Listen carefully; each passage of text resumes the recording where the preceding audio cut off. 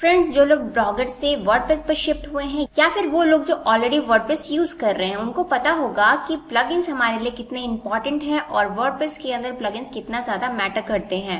लेकिन इसके साथ साथ आपको ये भी चीज ध्यान रखने की जरूरत होती है कि आपको फालतू फोकट का इतना सारा प्लगइन्स इंस्टॉल करने की बिल्कुल भी जरूरत नहीं है। अननेसेसरी आपकी साइट का उससे जो लोडिंग स्पीड है वो कम होता है। तो इसीलिए जो बहुत मेन इंपॉर्टेंट प्लगइन्स है आपको वही अपने साइट पे अपने वर्डप्रेस के अंदर इंस्टॉल करना है। इसके अलावा आपको एक्स्ट्रा जो प्लगइन्स है उसको आपको इंस्टॉल बिल्कुल भी नहीं करना है। अब जो लोग पहली बार ये वाला वीडियो देख रहे होंगे जिनको वर्डप्रेस का समझ नहीं है, उनको ये मन में क्वेश्चन जरूर आएगा कि जो प्लगइन्स होते हैं वो क्या होते हैं। तो प्लगइन्स बेसिकली होता क्या है, जैसे कि आपको मैं एक एग्जांपल देती हूँ आपके फोन का। आप अपना फोन यूज करते हैं, फोन के अंदर आपको कुछ भी यूज करना होता है, लाइक आपको व्हाट्सएप यूज करना है, आपका ट्विटर यूज करना है, आपको मैसेंजर यूज करना है। तो आप क्या करते हैं, एक ऐप इंस्टॉल करते हैं अपने फोन के अंदर और फिर आपको जैसा चाहिए वैसा आप उसका यूज करते हैं।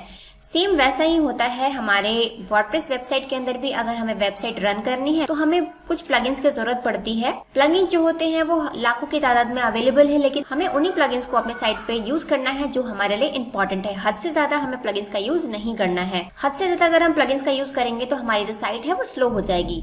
तो आज के वीडियो में मैं आपको बताने वाली हूँ कि जो वर्डप्रेस यूजर्स हैं उनके लिए मेन प्लगइन्स, जो यूजफुल प्लगइन्स हैं वो कौन कौन से हैं और मैं अपनी साइट पे कौन कौन से प्लगइन्स यूज करती हूँ जो बहुत इंपॉर्टेंट है। तो चलिए मैं शुरुआत करती हूँ। तो सबसे पहले जो मैं प्लगइन यूज करती हूँ वो है जनरेटप्रेस प्रीमियम का। ये जो प्लगइन है वो अवेलेबल है जीपी प्रीमियम के नाम से। जनरेटप्रेस की थीम को अगर हमें प्रीमियम वर्जन में यूज करना है तो हमें जीपी प्रीमियम प्लगइन की जरूरत पड़ेगी।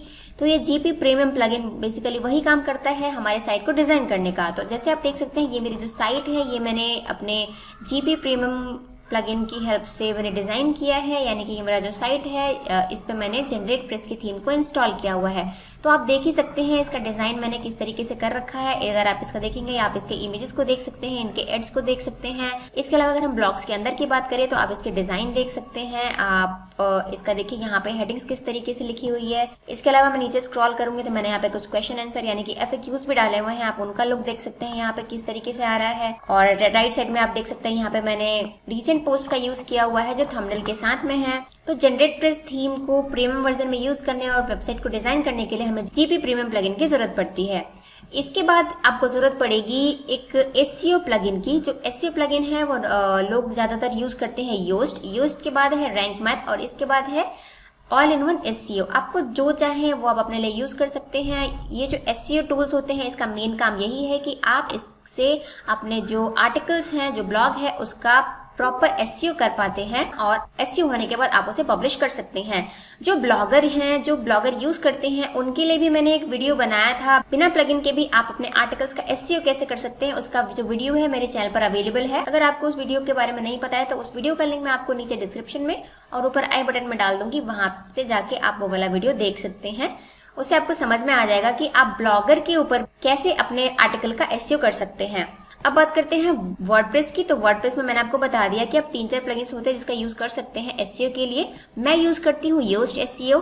आपको जो ठीक लगे आप उसका यूज कर सकते हैं। इसके बाद थर्ड जो मैं प्लगइन यूज करती हूँ वो है एड इंसर्टर का। एड इंसर्टर का बेसिकली काम ये होता है, जैसे हमारे ये ब्लॉग है, ब्लॉग के अंदर मैंने आप देखेंगे यहाँ पे मैनुअली मैंने एड्स इंसर्ट किए हुए हैं। मैंने इस इमेज के नीचे एक एड इंसर्ट किया हुआ है, उसके बाद 5 पैराग्राफ के बाद मैंने एक एड इंसर्ट किया हुआ है, उसके बाद आपको 20 पैराग्राफ के बाद एक एड इंसर्ट किया हुआ मिलेगा, ये देख सकते हैं आप। इसके बाद फिर मैंने सबसे कंटेंट के लास्ट में एक एड इंसर्ट किया हुआ है, ये देखेंगे आप। तो मैंने इस तरीके से मैनुअली एड्स प्लेस किए हुए हैं।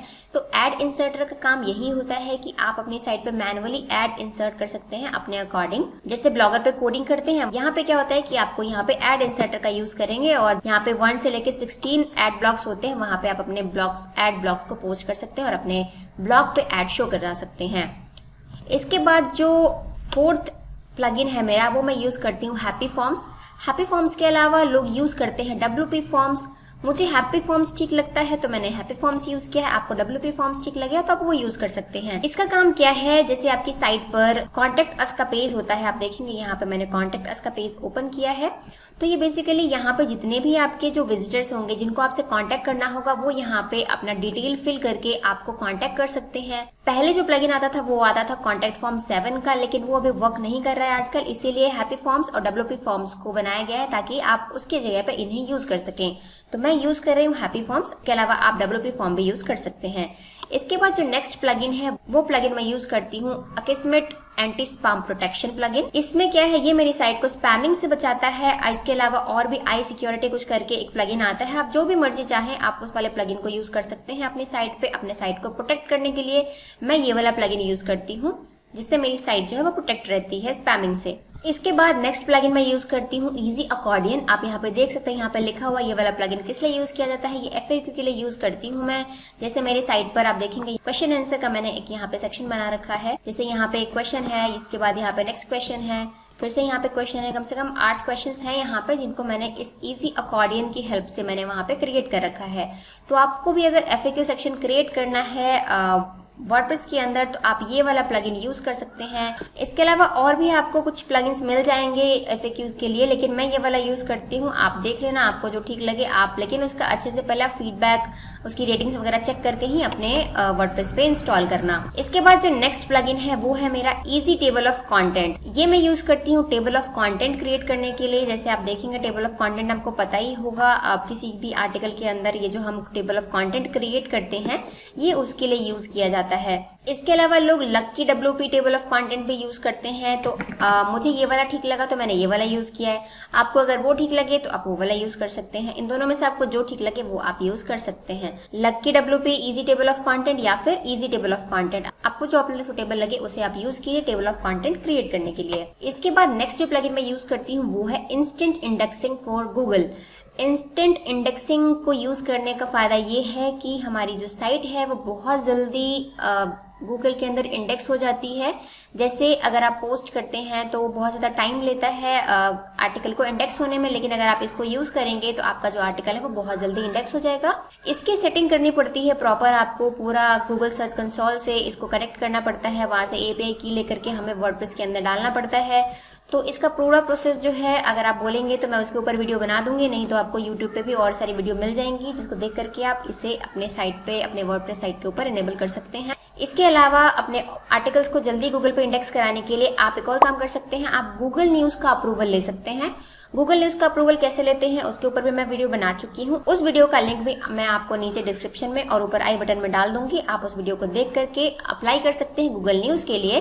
जब आपको गूगल न्यूज़ का अप्रूवल मिल जाता है तो आपका जो आर्टिकल है वो फटाफट इंडेक्स होता है। आपको 2-3 घंटे के अंदर आपका जो आर्टिकल है वो इंडेक्स हो जाएगा, या फिर हो सकता है उससे भी जल्दी हो जाए। तो आप इसको यूज कर सकते हैं इंस्टेंट इंडेक्सिंग के लिए। मैं यूज करती हूँ, आपको मन है तो आप यूज कीजिए, अदरवाइज आप नहीं भी यूज कर सकते हैं। इसके बाद नेक्स्ट प्लगइन मैं यूज करती हूँ वन सिग्नल, जो पुश नोटिफिकेशन के लिए यूज किया जाता है। पुश नोटिफिकेशन आपको पता होगा, जैसे मैं आपको पुश नोटिफिकेशन का एक एग्जांपल दिखाती हूँ। जैसे मैंने अपना URL यहाँ से कॉपी किया और इसको मैं ओपन करती हूँ इनकॉग्निटो मोड में, तो आप देखेंगे यहाँ पर एक पॉपअप आ जाएगा। ये देखिए यहाँ पे ये पॉपअप आ चुका है। अगर कोई इसे अलाउ कर देता है तो जब भी मैं कोई पोस्ट पब्लिश करूंगी तो उसके पास मेरा ये जो नोटिफिकेशन है कि मैंने पोस्ट पब्लिश किया है वो पहुंच जाएगा और वहां से वो मेरे आर्टिकल को रीड करेगा, तो मेरे वेबसाइट पे ट्रैफिक आएगा उससे। तो वन सिग्नल को हम बेसिकली पोस्ट नोटिफिकेशन के लिए यूज करते हैं। इसके अलावा और भी बहुत सारे प्लगइन्स हैं जिनको आप यूज कर सकते हैं अपने ब्लॉग पे पोस्ट नोटिफिकेशन को इनेबल करने के लिए। वन सिग्नल बेस्ट है, सब लोग यही यूज करते हैं। तो और भी बहुत सारे हैं जो पेड भी हैं, फ्री भी हैं। ये जो है मैं फ्री में यूज करती हूँ, आप भी इसका इस्तेमाल कर सकते हैं। इसके अलावा जो लास्ट प्लगइन है जो मैं यूज करती हूँ वो है यहाँ पे रीसेंट पोस्ट विजेट विद थंबनेल। जैसा कि मैंने आपको लास्ट वीडियो में बताया था कि अगर किसी को यहाँ पे जो रीसेंट पोस्ट आ रहे हैं और वहाँ पे ये थंबनेल ना शो करे तो उसके लिए वो क्या कर सकता है। तो ये जो प्लगइन है वो इसी के लिए बेसिकली यूज होता है। आप इसका यूज करके यहाँ पे जो आप थंबनेल देख रहे हैं ये आप क्रिएट करा सकते हैं। अगर आप इसे यूज नहीं करेंगे तो ये वहाँ पे जो आपको थंबनेल दिख रहे हैं ये थंबनेल आपको नहीं दिखेंगे। तो ये आपके ऊपर है कि आपको ये वाला प्लगइन यूज करना है या नहीं करना है। ये बहुत ज्यादा इंपॉर्टेंट नहीं है, आप इसको स्किप भी कर सकते हैं। बाकी जो मैंने आपको जितने भी बताए हैं वो सारे के सारे इंपॉर्टेंट प्लगइन्स हैं, सभी लोग यूज कर रहे हैं नॉर्मली। वैसे मैंने आपको उसमें ऑप्शंस भी बता दिए हैं कि आप उसके अलावा और कौन कौन से प्लगइन्स होते हैं जिसका आप यूज कर सकते हैं। अब एक चीज होती है कि आपको इसमें ध्यान क्या क्या रखना है। आपको ध्यान ये रखना है कि जब भी अगर आप एक प्लगइन यूज कर रहे हैं, जैसे कि मान लिया मैंने यहाँ पे एक Akismet का यहाँ पे मैं एंटी स्पैमिंग के लिए प्लगइन यूज कर रही हूँ। इसके अलावा आई सिक्योरिटी करके भी आता है, तो एक टाइम में आपको एक ही प्लगइन को यूज करना है। अगर आप दोनों प्लगइन को यूज करेंगे, दोनों एंटी स्पैमिंग प्लगइन को यूज करेंगे, तो उससे क्या होगा, ये दोनों के दोनों आपस में कॉन्फ्लिक्ट क्रिएट करेंगे और इससे आपकी साइट का जो सर्वर है वो स्लो हो जाएगा, आपका साइट बहुत ज्यादा स्लो हो जाएगा। तो ऐसा आपको बिल्कुल भी नहीं करना है। एक बार में आपको एक ही प्लगइन को इंस्टॉल करना है और उसको यूज करना है। इसके अलावा जैसे अगर हम एसईओ की बात करें, तो एसईओ में भी आपको एक ही एसईओ टूल का यूज करना है। या तो आप यूज कीजिए या ऑल इन वन कीजिए या फिर रैंक मैथ कीजिए, लेकिन एक ही प्लगइन को आपको यूज करना है। पुश नोटिफिकेशन में भी सेम हाल है, आपको एक ही प्लगइन यूज करने की जरूरत है। मतलब आपको मैंने जितने भी यहाँ पे प्लगइन्स बताए हैं, इन सब में बहुत सारे ऑप्शंस आते हैं। जैसे कैशे क्लियर करने के लिए भी प्लगइन आते हैं। तो अगर आप WP रॉकेट यूज कर रहे हैं या फिर WP3 सुपर कैशे यूज कर रहे हैं, कुछ भी यूज कर रहे हो, आपको एक ही प्लगइन का यूज करना है, दूसरे किसी प्लगइन का यूज नहीं करना है। अगर आप एक साथ 2-3 प्लगइन्स का यूज करते हैं तो आपकी साइट पे बहुत ज्यादा कॉन्फ्लिक्ट, तीनों प्लगइन मिलकर बहुत ज्यादा कॉन्फ्लिक्ट क्रिएट करेंगे और आपकी साइट को एकदम से स्लो बना देंगे, जो आपके विजिटर्स के लिए एक बैड इंपैक्ट देता है। तो आपको बिल्कुल भी ऐसा नहीं करना है। आपको एक टाइम पे एक ही प्लगइन को यूज करने की जरूरत है। एक चीज मैं आपको और बता देती हूँ फ्रेंड्स, कि जब भी आप अपने ब्लॉग पे इमेजेस का यूज करते हैं, इमेजेस अपलोड करते हैं, तो आपको क्या करना है, WEBP कन्वर्टर का यूज करना है। आप ऑनलाइन आप चेक करेंगे तो आपको WEBP कन्वर्टर बहुत सारे टूल मिल जाएंगे, जिनका यूज करना है आपको। अपने JPG इमेज को आपको इससे कन्वर्ट करना है। ये वाला जो फॉर्म होता है इमेज का, वो बहुत ज्यादा लाइट वेट होता है। और एक चीज का आपको जरूर ध्यान रखना है कि आपकी जितनी भी इमेज है वो आपको KB में कम करना है, पिक्सल्स उसके कम नहीं करने हैं, आपको उसका KB कम करना है, KB साइज कम करना है।